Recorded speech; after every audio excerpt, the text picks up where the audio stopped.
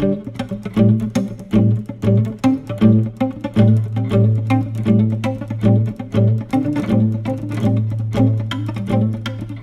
quero ler Gênesis, capítulo de número 18, o versículo de número 14. Gênesis 18 e 14, que diz assim: haveria alguma coisa difícil ao Senhor? Ao tempo determinado tornarei a ti por este tempo da vida, e Sara terá um filho. Eu quero hoje pregar a respeito do Deus que faz milagres. E eu quero começar perguntando aos irmãos aqui, se os irmãos aqui dessa igreja acreditam em milagre. Amém. Glória a Deus. Ontem eu estive com uma pessoa, a Mônica também, que ela hoje foi acompanhar uma família com quem ela trabalha, e essa família fez uma romaria de muitos quilômetros até uma cidade do interior de São Paulo, dita como uma cidade sagrada, que nós sabemos que de sagrada não tem nada.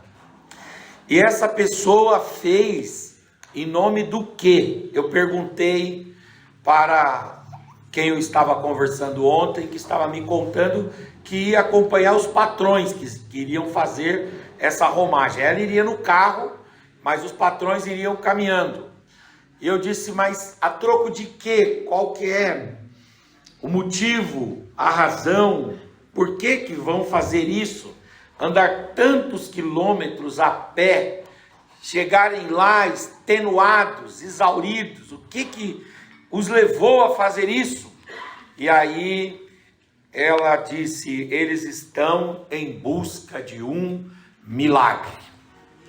Quer dizer, pessoas que não compartilham da nossa fé, pessoas que têm uma fé que a própria Bíblia Sagrada aponta que é uma fé inadequada, conseguem elevar o nível da crença, elevar o nível da credulidade a um ponto de fazer sacrifício pelo milagre. Ora, nós sabemos que por nós todo sacrifício já foi feito. Todo sacrifício foi feito por Cristo Jesus, o nosso Senhor. E nós podemos com tranquilidade crer em milagre. Não é que nós podemos crer em milagre porque faremos algum sacrifício e esse sacrifício resultará no milagre. Não é que cremos no milagre porque poderemos participar de alguma forma para que esse milagre aconteça. Não, nós temos que crer no milagre porque o sacrifício já foi feito, porque o preço já foi pago e porque Jesus nos garante a realização de milagres. Alguém disse que Jesus fez 38 milagres durante a sua vida. E dá-nos a impressão de que se esgotaram as capacidades de Jesus. Dá-nos a impressão de que Jesus estaria limitado àqueles feitos. Mas o Senhor Jesus sempre alertou aqueles que andaram com ele, dizendo: não se impressionem com esses milagres catalogáveis. Não se impressionem com esses milagres escalonáveis. Não se impressionem com esses milagres publicáveis. Não se impressionem com esses milagres que estão acontecendo aqui, porque isso daqui é só a ponta do iceberg. Se preocupem em saber de uma coisa, que essa fonte aqui é uma fonte inesgotável. E coisas muito mais gloriosas, impactantes, impressionantes, espetaculares, vocês ainda verão. O Senhor nos garantiu que milagres maiores nós veríamos. Então eu quero pregar aqui hoje para uma igreja que ousa crer no milagre. Aleluia. Eu não sei o que é que você está buscando, mas você é um sujeito de fé, você é uma mulher de fé, e você precisa crer sim na obra salvífica. Essa já está consumada na nossa vida, mas você precisa crer também que existe um Deus nos céus que faz milagre. Quando eu peguei para estudar um pouco o que é milagre, eu encontrei algumas definições bíblicas, teológicas, doutrinárias do que é milagre. E milagre é o quê? É o nome dado a um fato que não pode ser causado e nem explicado por meio de leis naturais. Milagre é o impossível nas perspectivas humanas e naturais, se tornando possível na humanidade e na natureza. Milagre é o sobrenatural. Milagre é o supra-humano. Milagre é o metafísico. Milagre é a intervenção do abstrato, do intangível, do inosculável, naquilo que é palpável, material e concreto.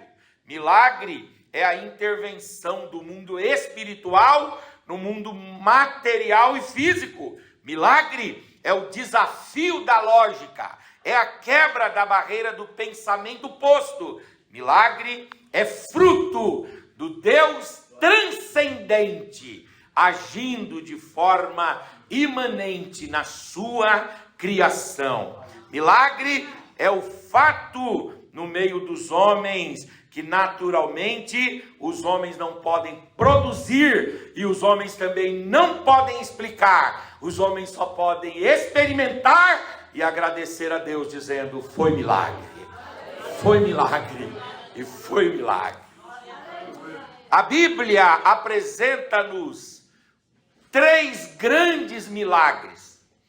E nesses grandes milagres que a Bíblia apresenta, que são sui generis, a Bíblia fala de Deus como Deus do impossível, em 3 situações.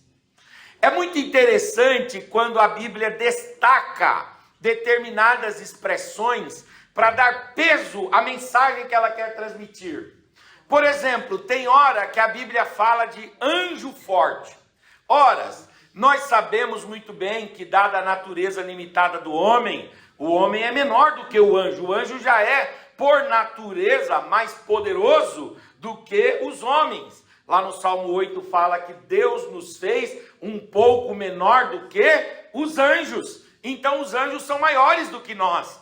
Aliás, um pastor antigamente famoso no meio de nós aí, os pentecostais, ele dizia assim: Senhor, manda 8 anjos aqui. Se Deus mandar 8 anjos aqui e a gente tiver a oportunidade de ver os anjos, ninguém fica aqui, a gente sai tudo correndo.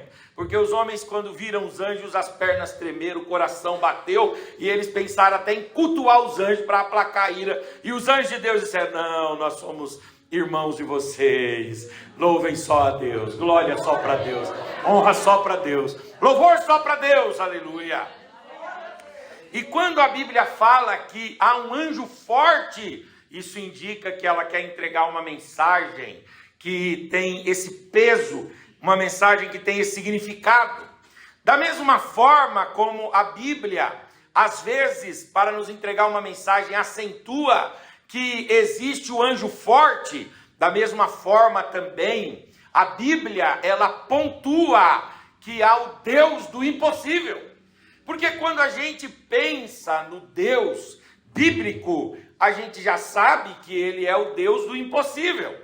Agora, quando a Bíblia afirma que ele é o Deus do impossível, é como se Deus estivesse defendendo a sua legitimidade. É como se Deus estivesse defendendo a sua posição. É como se Deus estivesse dizendo assim: olha, você pode crer mesmo em milagre, porque eu sou um Deus que não tenho ou não conheço impossibilidades. Deus quer entregar uma mensagem mais certeira, uma mensagem mais adequada, uma mensagem mais impactante. Deus quer valorizar a mensagem, dizendo que Ele é o Deus do impossível. Por exemplo, bendito seja o nome do Senhor. O Deus da Bíblia é um Deus diferente do Deus ou dos deuses do panteão egípcio. Porque lá no panteão egípcio existiam muitos deuses. E cada deus era o deus do impossível na mitologia egípcia, dentro de uma determinada função.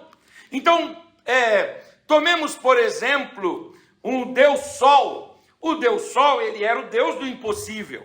Mas qual era o problema dele? O problema dele é que ele só era impossível naquela área. Porque quando ele precisava mexer com a água, ele já pediu o Deus do Nilo para mexer com a água. Então ele era um Deus do impossível, só que não. E aí no meio do panteão egípcio, no meio dessa consciência de deuses finitos, vem o nosso Deus, o único e verdadeiro Deus, através da escrita de Moisés, inspirado pelo Senhor, e diz: Moisés, diga que quem está se apresentando aqui não é um Deus setorizado, não é um Deus circunscrito, não é um Deus reduzido, não é um Deus que é impossível numa coisa. Diga que é o Deus dos deuses, o Senhor dos senhores, o Deus de toda impossibilidade, Deus maior do que tudo. Aleluia, aleluia, aleluia. Nosso Deus, ele é o Deus infinito. O nosso Deus é o Deus imenso. O nosso Deus é o Deus incomensurável. Aliás, a Bíblia, quando vai dar nomes de Deus, ela dá nome de Deus de forma muito interessante. Por exemplo, lá no Gênesis 1:1, Deus é o Elohim, o Deus que cria. E aí cria-se na mente das pessoas o seguinte, tá vendo? Porque Deus está escrevendo isso aqui, Moisés está escrevendo para os judeus que saíram do Egito. E tudo que houve de Deus, sobre o Deus verdadeiro, eles comparam com o Deus dos egípcios. E aí dizem assim, tá vendo? Lá no panteão egípcio havia um Deus lá que criava. Tanto que, tanto quanto aqui há um Deus que cria, Elohim. O nome de Deus é Elohim, o Deus que cria. E aí alguém diz, bom, ele só cria. Até um camarada na Idade Média criou uma teologia aí chamada deísmo, e nessa teologia ele diz, Deus é o relojoeiro, Deus cria, dá corda e depois entrega a própria sorte. Aleluia, glória a Deus. Deus seria o relojoeiro, Deus cria, Deus dá corda e Deus coloca para funcionar e entrega a própria sorte. Tudo bem, em Gênesis ele é o Elohim. Mas quando chega lá no Êxodo, que ele chama Moisés, ele fala, Moisés, escreve um outro nome meu aí. Meu nome não é só Elohim, não. Escreve um outro nome meu aí, Moisés. Você precisa conhecer a mim e apresentar-me para esse povo que tem a mente cauterizada ainda pela convivência com os egípcios. Eu vou revelar para eles algo novo e surpreendente, Moisés. Diga aí então, o que o senhor quer que eu anote aqui? O senhor vai dizer aí que eu não sou só Elohim, eu sou Jeová, eu sou Yahvé. Eu sou o que sou, aleluia. E quando Deus se mostra como o eu sou, Deus não é mais setorizado, porque Elohim é o que cria, e o eu sou é tudo, em todos. Ele não é só o que cria, ele é o que mantém a criação, é o que sustenta a criação, que forma o homem, que coloca comida na nossa mesa, que coloca roupa sobre o nosso corpo. Aleluia, é aquele que dá saúde, capacidade psíquica, emocional, motora, espiritual, que sustenta a nossa família, que está aqui, que está lá. Ele é o Deus, aleluia, infinito, o Deus do impossível. Aí Deus vai se revelar de novo no outro nome dele, dizendo, olha, escreva aí que eu não sou só o Criador, e eu não sou apenas Yahvé, eu sou Adonai. E Adonai quer dizer o quê? Quer dizer Senhor absoluto. Ele é Senhor, Senhor quer dizer dono, Ele é dono. Por que Ele é dono, proprietário? Ele é dono porque Ele cria, e Ele é dono porque Ele resgata. Aleluia, o nosso Deus é o Deus do impossível. Agora é interessante que esse Deus que se revela como Elohim, que se revela como Jeová e que se revela como Adonai, tem uma hora que ele vai dizer, mas eu preciso frisar uma coisa, em uma situação, que coisa? Que eu também sou Deus do impossível. Para, Senhor, mas espera aí, vamos, senta aqui, Senhor. Não, alguém escreveu Deus no banco dos réus. Senta aí, Senhor, vamos sentar que eu vou fazer uma entrevista com o Senhor. Porque o Senhor se apresentando como Elohim, o Senhor já é extraordinário. O Senhor se apresentando como Yahvé, poxa vida, o Senhor é um Deus assim, que tem um nome impronunciável. O Senhor se apresentando como Adonai, o Senhor é dono de tudo. Por que o Senhor ainda está falando que o Senhor é o Deus do impossível? Ele diz, porque tem gente que a mensagem parece que não fica clara. Eu preciso dizer, olha, presta atenção aqui em mim. Se há alguma dúvida, se há alguma sombra, se há alguma falha em você a respeito de quem eu sou, acabe com essa falha de uma vez por todas e creia. Eu sou Deus do impossível. Não há impossibilidades para mim. Não há limitações para mim. Se eu quiser aqui e agora, eu realizo o milagre que eu quiser. Eu opero como eu quiser. Eu faço o que eu quiser. Aleluia, porque eu sou Deus do impossível. Quantos acreditam? Levante a mão. Levante a face. Levante a voz. Abra sua boca e dê uma palavra de adoração ao Senhor. Ele é o Deus do impossível. Precisava dizer. Porque Deus parece até que ele está sendo um pouco vaidoso. Porque quem fala que é o que é, parece que não deixa claro ser quem é. Porque quando você deixa claro ser quem é, você não precisa dizer quem você é. Não é verdade? Quando eu digo assim, me respeita que eu mando aqui. É porque eu já não mandei. É porque eu não mando. Porque se eu tenho que dizer que mando, então quer dizer que eu não mando. Entende o que eu estou dizendo? Parece que Deus está dizendo assim, eu sou o Deus do impossível. Aí a gente fala, peraí, Senhor, eu entendi perfeitamente isso aí. Por quê? Porque o Senhor é o Deus criador. O Senhor é o Deus de nome impronunciável. O Senhor é o dono de tudo. O Senhor só pode ser o Deus do impossível. Ele fala, eu sei. Mas apesar de todos esses meus estímulos para que as pessoas creiam e descansem em mim, elas ainda deixam as dúvidas tomarem conta. Elas ainda deixam a ansiedade tomar conta. Elas ainda deixam a inquietação tomar conta. Então eu quero dissipar toda a dúvida dizendo, creiam, vocês servem ao Deus do impossível. Não há limitação no céu, não há limitação na terra, e não há limitação debaixo da terra para o nosso Deus. Ele é tudo em todos, e Ele pode todas as coisas. Levante a sua mão, eu quero deixar essa palavra para você. Qual é a situação complexa que você traz aqui hoje? Qual é o dilema irresolúvel que você apresenta aqui hoje? Eu quero dizer para você que você não está apresentando diante do pastor, diante da igreja, diante de um ministro do evangelho, não! Você está apresentando diante do Deus, o Deus das causas impossíveis. Um Deus das causas impossíveis. Então creia em milagres, creia em milagre, creia em milagre, em nome de Jesus, creia em milagre. O milagre vai acontecer em nome de Jesus. Agora, quais foram as ocasiões que Deus se apresentou como Deus do impossível? Em primeiro lugar, eu quero reprisar aí com os irmãos, que Deus se apresenta como Deus do impossível em Gênesis 18:14. Vamos ler de novo. Que diz assim, haveria alguma coisa difícil ao Senhor? Ao seu tempo determinado, tornarei a ti por esse tempo da vida, e Sara terá um filho. Aqui Deus está dizendo, não há nada difícil para mim. Não há impossibilidades, não há limitações, não há fraquezas, não há nada que eu não faça. E eu vou agir nessa situação. E quem que está aqui nesse cenário? Os irmãos lembram?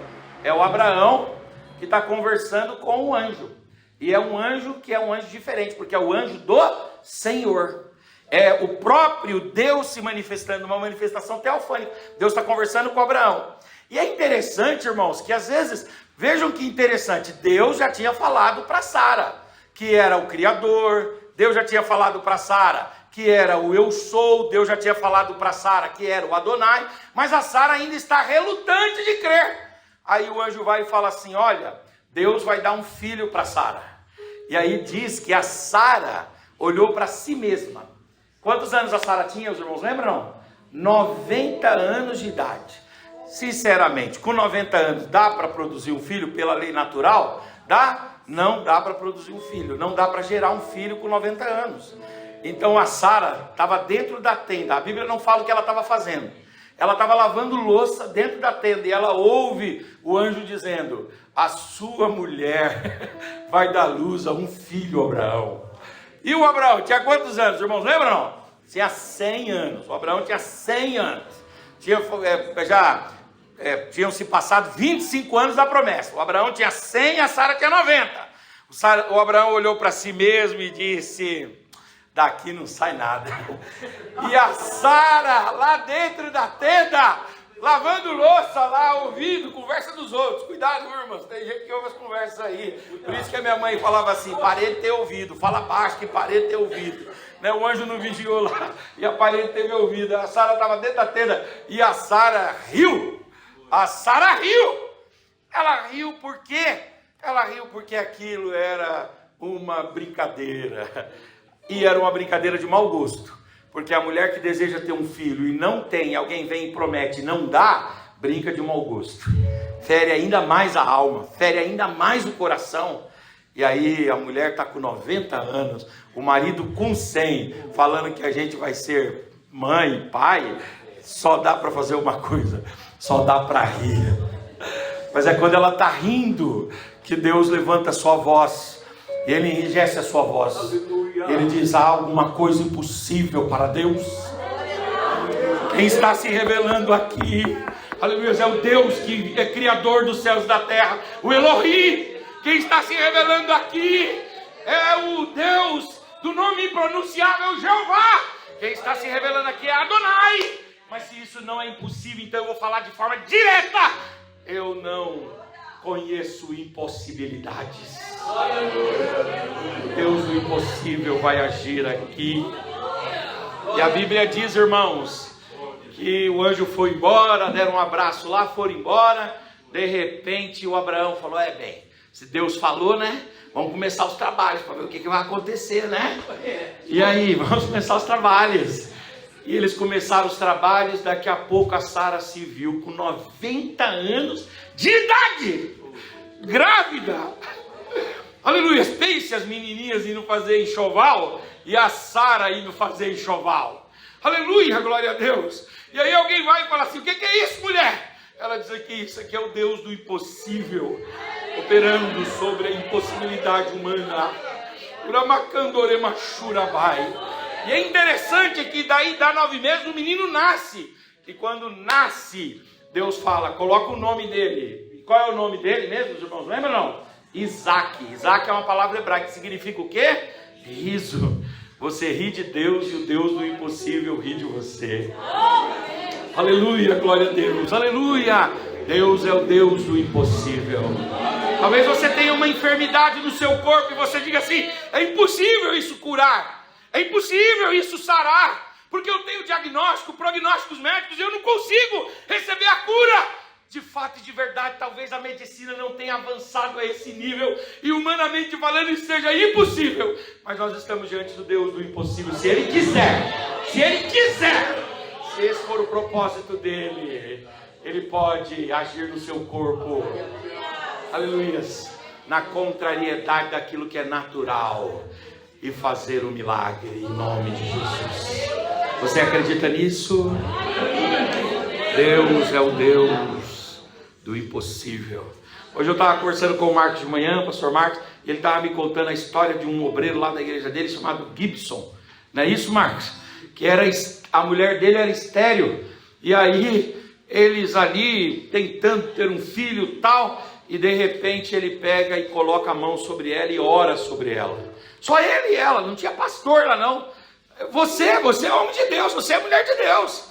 Nessas mãos suas aí tem a bênção de Deus. Aí ele colocou a mão sobre ela e orou por ela. Aleluia. E depois de um tempo, Deus abriu a madre dela. E ela não teve um filho não, ela teve alguns filhos. Deus é o Deus do impossível. Aleluia, aleluia, aleluia, aleluia. Aleluia, eu creio em milagres no nosso corpo. Você crê em milagres no seu corpo? Agora é interessante que Deus vai fazer uma outra declaração de que Ele é o Deus do impossível. Eu queria ler com os irmãos, que é Lucas 1,37, que esse é bem conhecido. Lucas 1,37. Olha o que diz Lucas, capítulo 1, versículo de número 37. Esse texto é muito interessante também. E Deus se apresenta aqui como Deus do impossível. Lucas 1,37. Porque para Deus nada é impossível. Quem que está falando aqui? O que está acontecendo aqui? Os irmãos lembram? Está acontecendo aqui é o seguinte: o Gabriel vai lá visitar quem? Maria. E a Maria tem quantos anos de idade? Mais ou menos ali, entre 14 e 17 anos. Ela está prometida em casamento para o José. E o anjo vem e diz: agraciada és tu entre as mulheres. De ti vai nascer aquele que vai redimir o povo de Israel. Que vai trazer perdão para o pecado dos homens. E vai restaurar a unidade do homem com Deus. De ti vai nascer o Filho de Deus. Aí a Maria olhou e falou: bom, peraí, vamos devagar para a gente entender, né, o que é isso daqui. Então, primeiro aí, anjo, o senhor está muito nervoso, senta aí. Ó, não sei como é que, porque Deus é onisciente, mas o senhor não. Então vamos conversar. O seguinte, o senhor está sabendo que eu sou uma garota, né? Assim, eu sou virgem. Sim. Outra coisa, o senhor está sabendo que eu não tenho relações com o meu esposo. Sabendo? Tá bom? Outra coisa, é impossível gerar de mim aqui um filho. O senhor está sabendo disso? Aí ele falou assim: eu estou sabendo. Mas eu quero falar para você que já é tão estudada, você já está do lado de cá já do Antigo Testamento. Todo o Antigo Testamento já está escrito para você. Você conhece o Deus que criou todas as coisas, você conhece o Jeová, você conhece Adonai, você conhece coisas extraordinárias que Deus fez. E eu quero dizer para você aqui uma coisa: existe um Deus que é o Deus do impossível. Aí ela disse: mas eu não consigo gerar sem o gameta masculino, sem o cromossomo masculino, sem o espermatozoide, eu não consigo gerar. Não é possível. Para ver aqui a multiplicação de células, o surgimento de tecidos e um corpo aqui dentro de mim, eu preciso necessariamente da participação da estrutura humana, de um homem.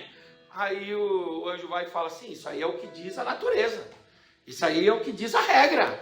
Mas aqui eu estou propondo para você sair desse ambiente só materialista. E eu estou propondo para você crer no milagre. Eu estou propondo para você subir de nível. Eu estou propondo para você abrir-se para viver algo novo de Deus.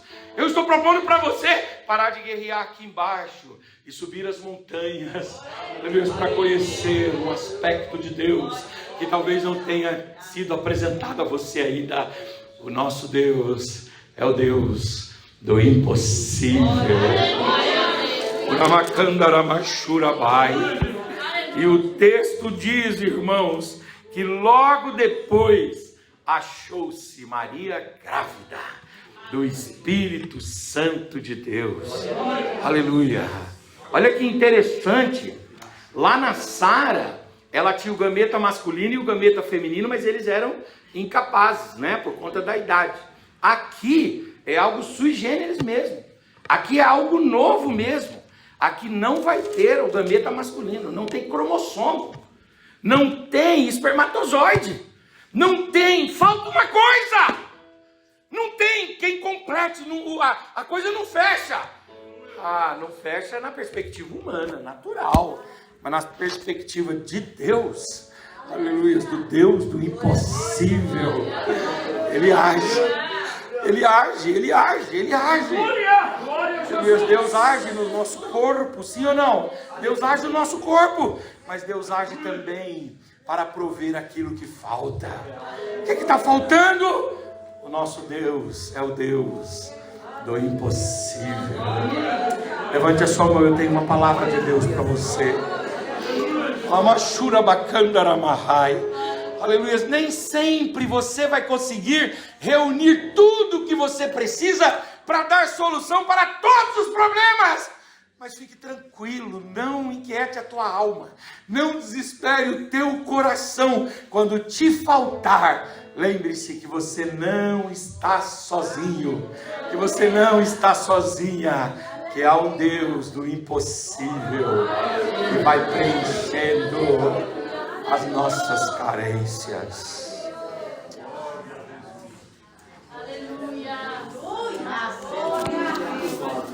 A virgem conceberá e dará luz a um filho. A virgem conceberá e dará luz a um filho? Como é isso? Só se o Deus do impossível agir. Mas quando ele age, ele completa com aquilo que falta. Você acredita nisso? Deus vai mandar uma provisão para você.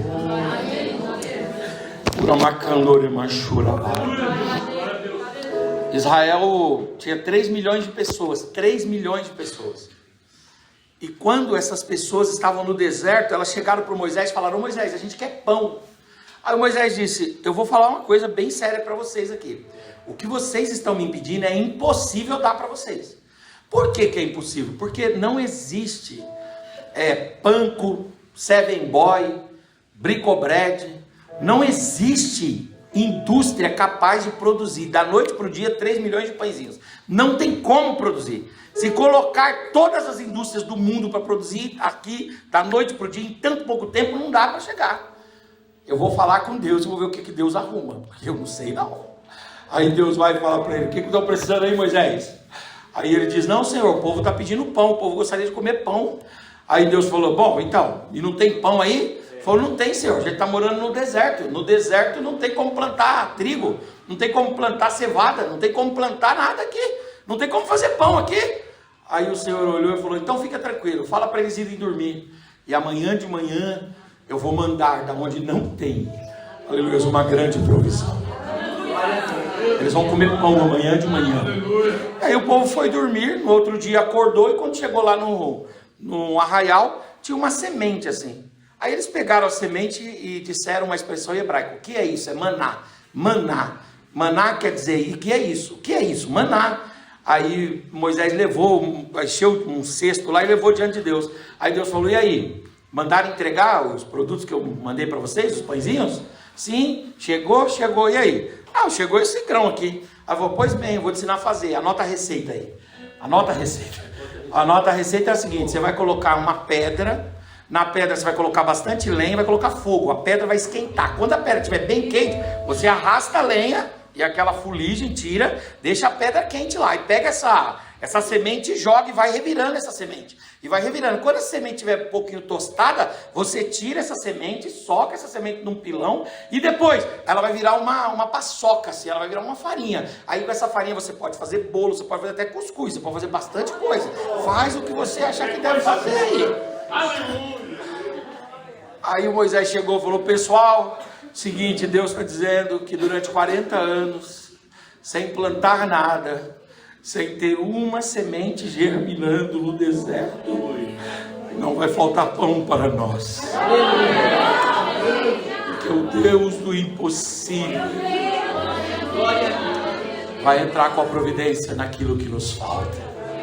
Levante a sua mão, eu tenho essa mensagem de Deus para você. Talvez você esteja aqui esta noite, você esteja muito aflito, muito angustiado, muito apreensivo, e você esteja dizendo assim: Senhor, da onde virá o que me falta? Eu não tenho, eu preciso de outra parte, eu não tenho outra parte. Eu quero dizer para você: tira os olhos da sua limitação e olha para Deus e o reconheça como Deus do impossível. Pode a semente não germinar, pode, aleluia, o cromossomo masculino faltar, mas se o Deus do impossível quiser gerar frutos, Ele gera para a glória do Senhor. Anima o seu coração. Se você tem glória para dar, dê glória. Se você tem aleluia, dê aleluia. Se você tem gratidão, dê gratidão. Deus está falando conosco. Ele vai entrar com providência. Aleluia, Ele é o Deus do impossível. E aí nós temos uma terceira vez que a expressão Deus do impossível aparece na Bíblia. Eu queria ler com os irmãos também, para finalizar. Que é Mateus, abram aí, capítulo de número 19, versículo de número 20. Mateus 19 e 20. Aleluia. Diz assim, Mateus 19 e 20. Deixa eu ver se eu... 26. Mateus 19, 26. E Jesus agora, veja que nas duas vezes que Deus falou que ele era o impossível, ele usou quem para falar? Usou quem? Os irmãos lembram? Usou anjo, não é isso? Para Sara foi anjo, para Maria foi anjo. E aqui? Aqui quem está falando é Jesus. Precisava ele dizer que Deus é o Deus do impossível? Porque a gente já via nos 38 milagres dele que ele é o Deus do impossível. Mas ele precisou afirmar. Já viu aquela história? Tem gente que a gente só consegue esclarecer as coisas para ela se a gente desenhar. Aqui Deus está desenhando para nós. Deus está dizendo, creia em milagre. Você é crente, creia em milagre. Olha o que Jesus vai desenhar aqui. Olha que interessante, 26. E Jesus, olhando para eles, disse-lhes, aos homens é isso o quê? Impossível.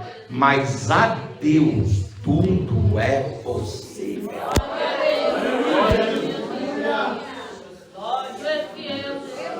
Bendito o nome do Senhor, nosso Deus. Aleluia. Glória a Jesus. Aleluia. Para o nosso corpo ele é o Deus do impossível. Para as nossas carências e as nossas faltas ele é o Deus do impossível. E para a salvação das nossas almas ele é o Deus do impossível. Qual é a discussão que está acontecendo aqui? Os irmãos lembram ou não? Em Mateus 19? A discussão é a seguinte. O jovem rico chega para Jesus e fala, mestre, eu tenho observado a lei desde a minha mais tenra idade. E eu quero dizer para o senhor o que eu preciso para herdar a salvação. Aí Jesus olhou para ele e falou, observa os mandamentos. Aí ele falou, já tenho feito isso. Aí Jesus olhou bem sério para ele e falou, está faltando só uma coisa para você, rapazinho. Só uma coisa para você. O que está faltando? Você se desapegar dos bens. Faz o seguinte, vende tudo que você tem, vai num orfanato, vai num asilo, vai numa, sei lá, em algum lugar e dá tudo para os pobres. E depois que você tiver vazio de tudo, aí você vem e me segue. Faz isso daí, que você vai alcançar a salvação.